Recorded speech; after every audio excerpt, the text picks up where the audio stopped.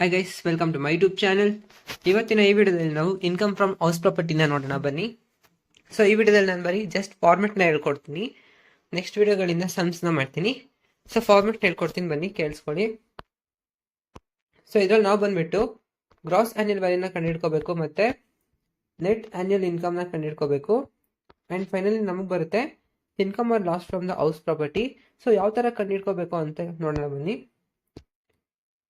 So first ಬಂದ್ಬಿಟ್ಟು ನಾವು gross annual ವ್ಯಾಲ್ಯೂನ ಕಂಡುಹಿಡಿತೀವಲ್ಲ, ಇದ್ರಲ್ಲಿ ಜಸ್ಟ್ 3 ಸ್ಟೆಪ್ಸೇ ಬರುತ್ತೆ. Step 1, step 2 step 3. And municipal tax ಇದ್ರೆ ಅದನ್ನ ನಾವು ಲೆಸ್ ಮಾಡ್ಕೊಂಡ್ರೆ ನಮಗೆ ನೆಟ್ ಆನ್ಯುವಲ್ ವ್ಯಾಲ್ಯೂ ಸಿಗುತ್ತೆ. ಸೊ ಫಸ್ಟ್ ನಾವು ಗ್ರಾಸ್ ಆನ್ಯುವಲ್ ವ್ಯಾಲ್ಯೂನ ನೋಡೋಣ ಬನ್ನಿ. ಸೊ ಸ್ಟೆಪ್ 1 ಅಲ್ಲಿ ಬಂದ್ಬಿಟ್ಟು ನಾವು 2 ಥಿಂಗ್ಸ್ನ ಮಾತ್ರ ಅಬ್ಸರ್ವ್ ಮಾಡ್ಕೋಬೇಕಾಗುತ್ತೆ. ಮುನ್ಸಿಪಲ್ ರೆಂಟಲ್ ವ್ಯಾಲ್ಯೂ, ಇಲ್ಲಾಂತಂದ್ರೆ ಫೇರ್ ರೆಂಟಲ್ ವ್ಯಾಲ್ಯೂ. ಇವೆರಡಲ್ಲಿ ಯಾವ್ದು ತುಂಬಾ ಜಾಸ್ತಿ ಇರುತ್ತೋ, ವಿಚ್ ಎವರ್ ಇಸ್ ಹೈ, ಅದನ್ನ ಮಾತ್ರ ಕನ್ಸಿಡರ್ ಮಾಡ್ಕೋಬೇಕಾಗುತ್ತೆ. ಸೊ ಮುನ್ಸಿಪಲ್ ರೆಂಟಲ್ ವ್ಯಾಲ್ಯೂ ಅಂದ್ರೆ ಏನಿಲ್ಲ, ಇದೊಂದು ರೆಂಟಲ್ ವ್ಯಾಲ್ಯೂ ಯಾರು ಫಿಕ್ಸ್ ಮಾಡಿರ್ತಾರೆ ಅಂದ್ರೆ ಮುನ್ಸಿಪಲ್ ಅಥಾರಿಟಿ ಅವ್ರು ಫಿಕ್ಸ್ ಮಾಡಿರ್ತಾರೆ. ಏನಕ್ಕೆ ಫಿಕ್ಸ್ ಮಾಡಿರ್ತಾರೆ ಅಂತ ಅಂದ್ರೆ ಮುನ್ಸಿಪಲ್ ಟ್ಯಾಕ್ಸಸ್ ನ ಚಾರ್ಜ್ ಮಾಡೋದಕ್ಕೋಸ್ಕರ ಇದನ್ನ ಫಿಕ್ಸ್ ಮಾಡಿರ್ತಾರೆ. ಸೊ ಅದೇ ನಮ್ಗೆ ಬಂದ್ಬಿಟ್ಟು ಮುನ್ಸಿಪಲ್ ರೆಂಟಲ್ ವ್ಯಾಲ್ಯೂ ಆಗಿರುತ್ತೆ. ಈ ಫೇರ್ ರೆಂಟಲ್ ವ್ಯಾಲ್ಯೂನ ಬಂದ್ಬಿಟ್ಟು ನಾವು ಕಾಮನ್ ರೆಂಟಲ್ ವ್ಯಾಲ್ಯೂ ಅಂತಾನು ಕರಿತೀವಿ. ಅಂಡ್ ಇದನ್ನ ರೀಸನೇಬಲ್ ರೆಂಟಲ್ ವ್ಯಾಲ್ಯೂ ಅಂತಾನು ಕರಿತೀವಿ. ಏನಕ್ಕಂತಂದ್ರೆ ನೀವು ಅಸ್ಯೂಮ್ ಮಾಡ್ಕೊಳ್ಳಿ, ನಿಮ್ದೊಂದು ಬಿಲ್ಡಿಂಗ್ ಇದೆ ಒಂದು ಏರಿಯಾದಲ್ಲಿ. ಸೊ ನಿಮ್ಮ ಅಕ್ಕಪಕ್ಕ ಏನ್ ಮನೆ ಇದೆಯಲ್ಲ, ಅದನ್ನು ಬಂದ್ಬಿಟ್ಟು ನೀವೇನ್ ಫೆಸಿಲಿಟಿ ಕೊಡ್ತಿದ್ದೀರೋ ಅದೇ ಫೆಸಿಲಿಟಿನ ಕೊಡ್ತಾ ಇದ್ದಾರೆ. ಅದು ಕೂಡ ಸೇಮ್ ಏರಿಯಾ ಮತ್ತೆ ಸೇಮ್ ಫೆಸಿಲಿಟಿ ಇರುತ್ತೆ. ಅವ್ರು ಎಷ್ಟು ಚಾರ್ಜ್ ಮಾಡ್ತಿರ್ತಾರೋ ಅದೇ ಅಮೌಂಟ್ ರೇಂಜ್ಗೆ ನೀವು ಬಂದ್ಬಿಟ್ಟು ನಿಮ್ ರೆಂಟ್ನ ಚಾರ್ಜ್ ಮಾಡಬೇಕಾಗುತ್ತೆ. ಸಪೋಸ್ ಅಸ್ಯೂಮ್ ದಟ್ ನಿಮ್ಮ ಏರಿಯಾದಲ್ಲಿ ಒಂದು 5-6 ಮನೆಗಳಿದೆ. ಸೊ ಒಂದೊಂದು ಮನೆ ಒಂದೊಂದು ರೆಂಟ್ನ ಚಾರ್ಜ್ ಮಾಡುತ್ತೆ. 10,000, 10,200, 9,800 ಮತ್ತೆ 9,900. ಇದೆಲ್ಲ ನೀವು ನೋಡಿದ್ರೆ ನಮಗೆ ಒಂದು ಆವ್ರೇಜ್ ಅಮೌಂಟ್ ಬರುತ್ತೆ, ದಟ್ ಇಸ್ 10,000. ಸೊ ನೀವು ಕೂಡ ಬಂದ್ಬಿಟ್ಟು ಈ ಅಮೌಂಟ್ ರೇಂಜಲ್ಲಿ ಒಂದು ರೆಂಟ್ನ ಚಾರ್ಜ್ ಮಾಡ್ತಿರಲ್ಲ, ಅದೇ ಬಂದ್ಬಿಟ್ಟು ಫೇರ್ ರೆಂಟಲ್ ವ್ಯಾಲ್ಯೂ ಆಗಿರುತ್ತೆ. ಇಲ್ಲೇನಿಲ್ಲ, ನೀವು ಕಂಪೇರ್ ಮಾಡಿ ನೋಡ್ತೀರಾ, ನಿಮ್ಮ ಥರ ಇರೋ ಫೆಸಿಲಿಟಿ ಮನೆನೇ ಬೇರೆಯವರು ಎಷ್ಟು ರೆಂಟ್ನ ಚಾರ್ಜ್ ಮಾಡ್ತಿದ್ದಾರೋ ಸೊ ಅದೇ ರೆಂಟ್ನ ನೀವು ಕೂಡ ಚಾರ್ಜ್ ಮಾಡ್ತೀರಾ. ಇದು ಬಂದ್ಬಿಟ್ಟು ಜಾಸ್ತಿನೂ ಇರಲ್ಲ ಮತ್ತೆ ಕಡಿಮೆನೂ ಇರಲ್ಲ. ಜಾಸ್ತಿನೂ ಕಡಿಮೆ ಅಂದ್ರೆ ಏನಿಲ್ಲ, ಸಪೋಸ್ ಬೇರೆ ಮನೆಯವ್ರು ಬಂದ್ಬಿಟ್ಟು 10,000 ಚಾರ್ಜ್ ಮಾಡ್ತಿದ್ದಾರೆ, ಇನ್ನೊಬ್ರು ಬಂದ್ಬಿಟ್ಟು 9,800 ಚಾರ್ಜ್ ಮಾಡ್ತಿದ್ದಾರೆ. ಸೊ ನೀವು ಬಂದ್ಬಿಟ್ಟು ಸೀದಾ 15,000, ಇದು ಬಂದ್ಬಿಟ್ಟು 2 ಹೈ ಆಗ್ಬಿಡುತ್ತೆ ನಿಮ್ಮ ಏರಿಯಾದಲ್ಲಿ. ಅಂಡ್ 5,000 ಚಾರ್ಜ್ ಮಾಡಿದ್ರೆ ತುಂಬಾ 2 ಲೋ ಆಗ್ಬಿಡುತ್ತೆ. ನೀವು ಬಂದ್ಬಿಟ್ಟು ಈ ಪ್ರೈಸ್ ರೇಂಜ್ಗೆ ಹೋಗ್ಬೇಕು.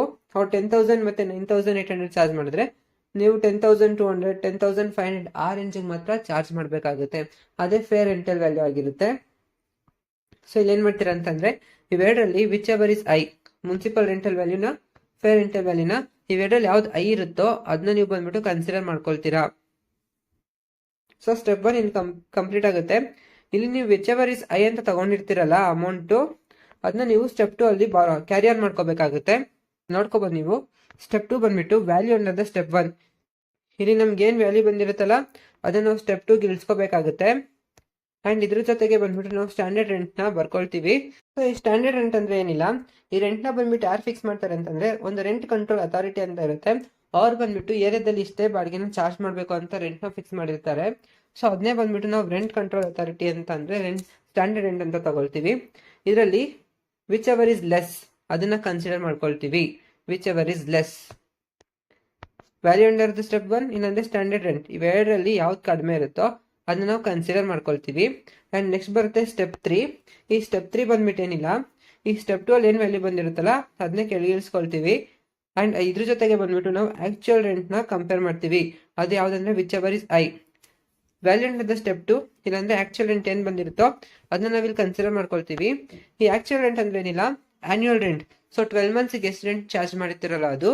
ಈ ಅನ್ರಿಯಲೈಸ್ಡ್ ರೆಂಟ್ ಅಂತ ಅಂದ್ರೆ the rent which cannot be collected from the tenant by the owner. Owner ಬಂದ್ಬಿಟ್ಟು ಕೆಲವೊಂದು ಬಾಡಿಗೆನ ಕಲೆಕ್ಟ್ ಮಾಡ್ಕೊಳಕ್ ಆಗಲ್ಲ.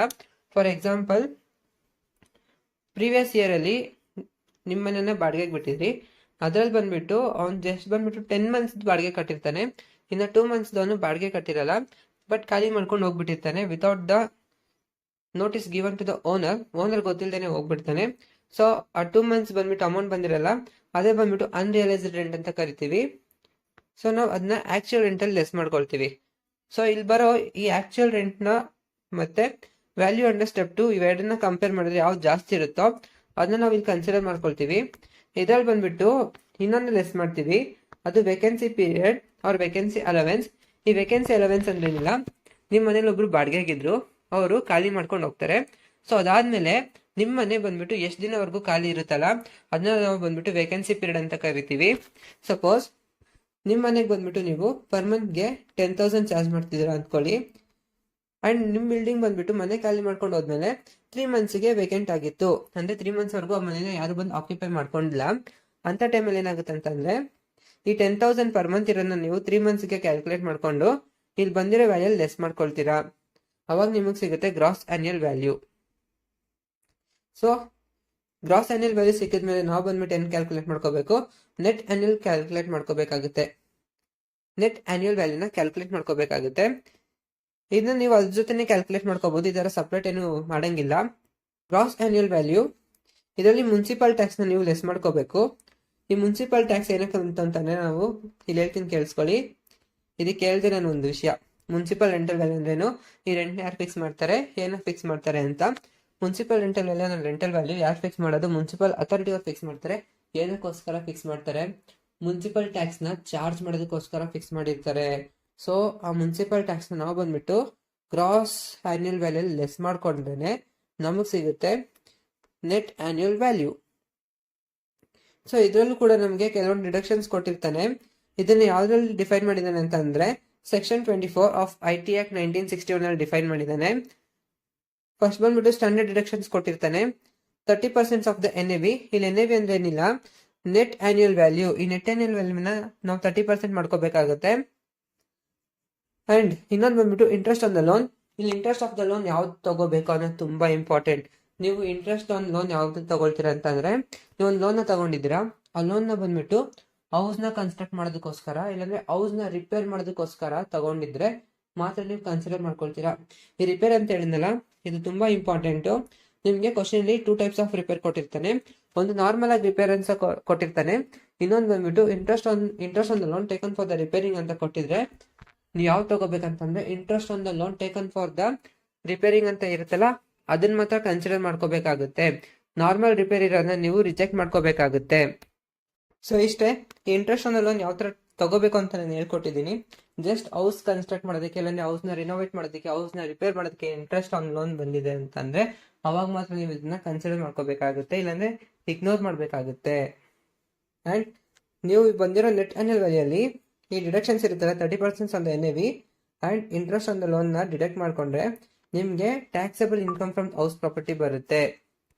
ಅಂಡ್ ಮೇನ್ ತುಂಬಾ important, LOP, DLOP and SOP ಅಂದ್ರೆ ಏನಿಲ್ಲ, ಇದು ಲೆಟೌಟ್ ಪ್ರಾಪರ್ಟಿ. LOP ಅಂತ ಅಂದ್ರೆ ಲೆಟೌಟ್ ಪ್ರಾಪರ್ಟಿ, DLOP ಅಂತ ಅಂದ್ರೆ deemed to be let out property, and SOP ಅಂತ ಅಂದ್ರೆ ಸೆಲ್ಫ್ ಆಕ್ಯುಪೈಡ್ ಪ್ರಾಪರ್ಟಿ. ಈ ಸೆಲ್ಫ್ ಆಕ್ಯುಪೈಡ್ ಪ್ರಾಪರ್ಟಿ ಅಂತ ಅಂದ್ರೆ ಓನರ್ ಬಂದ್ಬಿಟ್ಟು ಅವನಿರೋದಕ್ಕೋಸ್ಕರ ಮನೆನ ಕನ್ಸ್ಟ್ರಕ್ಟ್ ಮಾಡಿ ಅವ್ನ್ ಇದನ್ನಲ್ಲ ಅದನ್ನ ನಾವು ಬಂದ್ಬಿಟ್ಟು SOP ಅಂತ ಕರಿತೀವಿ. And it is very important, ಒಬ್ಬ ಪರ್ಸನ್ ಬಂದ್ಬಿಟ್ಟು ಮೋರ್ ದೆನ್ 2 SOP ಮನೆನ ಇಟ್ಕೊಳಂಗಿಲ್ಲ. ಸೆಲ್ಫ್ ಆಕ್ಯುಪೈಡ್ ಹೋಮ್ ಬಂದ್ಬಿಟ್ಟು ಮೋರ್ ದೆನ್ 2 ಇರೋಂಗಿಲ್ಲ. ಸಪೋಸ್ ಏನಾದ್ರೂ ಮೋರ್ ದೆನ್ 2 ಇದೆ ಅಂತ ಅಂದ್ರೆ ಇನ್ನು ಉಳಿದಿರೋ ಮನೆನ ಬಂದ್ಬಿಟ್ಟು DLOP ಅಂತ ಕನ್ಸಿಡರ್ ಮಾಡ್ಕೊಳ್ತೀವಿ. Deemed to be LOP. For example, a person is having self occupied property of 3. ಅವನಿರೋದಕ್ಕೋಸ್ಕರನೇ 3 ಮನೆ ಇಟ್ಕೊಂಡಿದ್ದಾನಂತೆ. ಸೊ ಒಬ್ಬ ಪರ್ಸನ್ ಬಂದ್ಬಿಟ್ಟು ಯಾವತ್ತೂ ಅವನಿರೋದಕ್ಕೋಸ್ಕರ 3 ಮನೆನ ಇಟ್ಕೊಳಕ್ಕಾಗಲ್ಲ ಇನ್ಕಮ್ ಟ್ಯಾಕ್ಸ್ ಆಕ್ಟ್ ಪ್ರಕಾರ. ಸೊ ಈ 3 ಮನೆಯಲ್ಲಿ ಬಂದ್ಬಿಟ್ಟು 2 ಮನೆಯನ್ನು ಮಾತ್ರ SOP ಅಂತ ಕನ್ಸಿಡರ್ ಮಾಡ್ಕೊಳ್ತಾರೆ, ಇನ್ನೊಂದು ಮನೆಯನ್ನ ಬಂದ್ಬಿಟ್ಟು ಡೀಮ್ಡ್ ಟು ಬಿ LOP ಅಂತ ಕನ್ಸಿಡರ್ ಮಾಡ್ಕೊಳ್ತಾರೆ. ಇನ್ನು ಯಾವ ತರ ಕನ್ಸಿಡರ್ ಮಾಡ್ತಾರೆ ಅಂತ ಅಪ್ಕಮಿಂಗ್ ವಿಡಿಯೋಸ್ ಹೇಳ್ತೀನಿ, ಅದು ಕೇಳಿಸ್ಕೊಳ್ಳಿ. ಅಂಡ್ ನಾವು it is very important what you mean by LOP. LOP ಅಂತ ಅಂದ್ರೆ ಲೆಟೌಟ್ ಪ್ರಾಪರ್ಟಿ. ಈ ಲೆಟೌಟ್ ಪ್ರಾಪರ್ಟಿ ಅಂತ ಅಂದ್ರೇನಿಲ್ಲ, ನಿಮ್ಮ ಹತ್ರ ಇರೋ ಮನೆನ ನೀವು ಬಾಡಿಗೆ ಕೊಡ್ತೀರಾ, ಅದನ್ನ ನಾವು ಬಂದ್ಬಿಟ್ಟು ಲೆಟೌಟ್ ಪ್ರಾಪರ್ಟಿ ಅಂತ ಕರಿತೀವಿ. ಇನ್ನು ನೀವು ಬಿಸ್ನೆಸ್ಗೂ ಕೊಟ್ಟಿರ್ಬೋದು, ಇಲ್ಲಾಂದ್ರೆ ಬಾಡಿಗೆ ಮನೇಲಿ ಇರೋದಕ್ಕಂತಾನು ಕೊಟ್ಟಿರ್ಬೋದು, ಅದನ್ನ LOP ಅಂತ ಕರಿತೀವಿ. ಸೊ ಈ ವಿಡಿಯೋದಲ್ಲಿ ಫಾರ್ಮೆಟ್ ನ ಎಕ್ಸ್ಪ್ಲೇನ್ ಮಾಡಿದ್ದೀನಿ. ನೆಕ್ಸ್ಟ್ ವಿಡಿಯೋದಿಂದ ಸಮ್ಸ್ನ ಸ್ಟಾರ್ಟ್ ಮಾಡೋಣ. Tata, bye bye.